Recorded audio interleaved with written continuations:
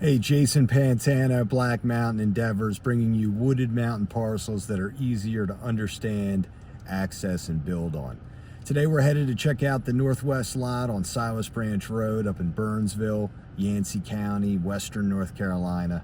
Let's go take a look around.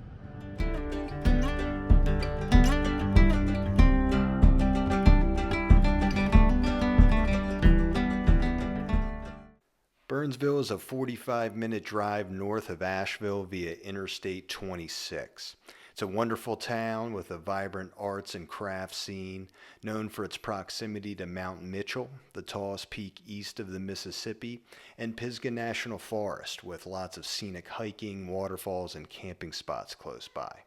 There's also the Bare Dark Sky Observatory here, one of the best places around for stargazing. Outside of Burnsville town limits, in the mountains toward the Tennessee border, where this property is situated, there are no zoning restrictions.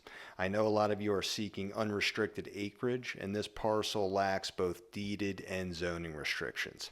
There's no HOA either. It's all you up here. The quickest way here from most directions will be turning onto Scrawns Creek Road from Highway 19.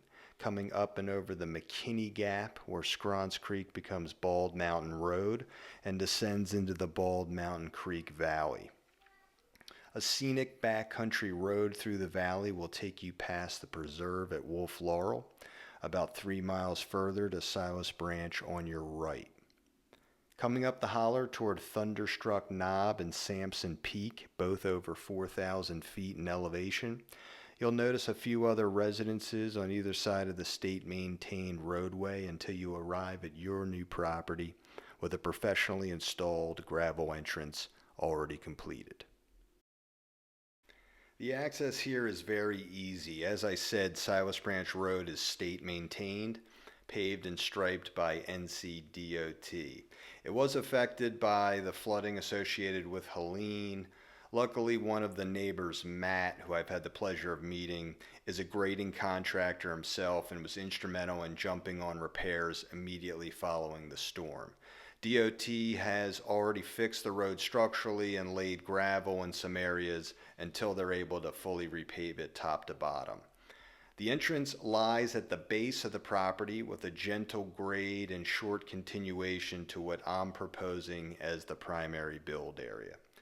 Across Silas Branch Road, you have an open meadow, which could serve as an alternative or additional build area, open space as it is now, or be useful for grazing for those of you who plan to keep animals.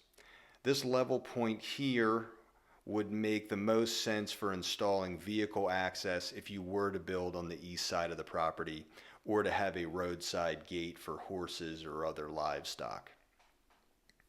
Silas Branch Road cuts through the 9 acres initially and forms the boundary once you pass Tennis Lane, exiting the property southbound, further up into the holler, which comes to a dead end eventually.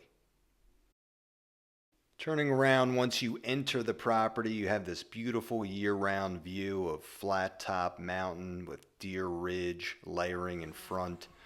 From a few steps higher, you get a peek at what I believe is Rattlesnake Ridge in the distance further to the northeast. I left these mature trees near the property boundary, but they do lie within your parcel if you choose to remove any based on your exact build location and vantage point. From across the road in your meadow, most of these trees along the creek bank are also within your control. Topographically, the lower portion and bulk of your property, which sits at about 3,000 feet, lies near the middle of the mountain hollow. You have a year-round stream running through from the southern boundary past and below the proposed build site to where it ducks under Silas Branch Road in a DOT-maintained culvert. You'll notice pink ribbon at survey pins or around trees to clearly indicate the boundary lines and corners which we recently had surveyed and recorded with Yancey County. So that expense is taken care of. From here, your property continues up the mountain toward this ridge. There are logging road switchbacks leading up through here, which would make for fun ATV or mountain bike activity right out your back door. Let's talk about utilities, one of the biggest variables when it comes to vacant land, often requiring easements and other parties' permission. A plus of this property is the presence of electric and fiber internet on site. This utility pole at the corner of Silas Branch Road and Tennis Lane, handled by French Broad Electric, is located directly on the boundary line between the northwest and east lots. In speaking with an engineer from French Broad, he agreed the best move would be to run from this pole to a single new pole on the west side of the road. From there, you could continue either above or below ground over to your structure. If building something on this part of your property, you could trench directly from the existing utility pole. We've already paid for a soil perk test performed by Land Resource Management, a local engineering firm, who confirmed viability for at least a 3-bedroom conventional system in the proposed build area. As the buyer, you're welcome to test additional areas or for a larger system, depending on your unique plans.